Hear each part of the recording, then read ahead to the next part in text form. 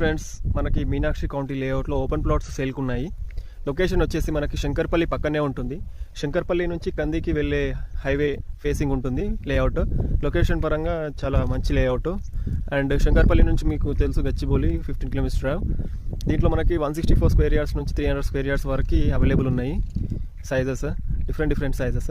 And developments అన్నీ complete అయిపోయినాయి. Roads, drainage, street lights అన్నీ కంప్లీట్ అయిపోయినాయి. అవెన్యూ ప్లాంటేషన్ అన్నీ ఉన్నాయి.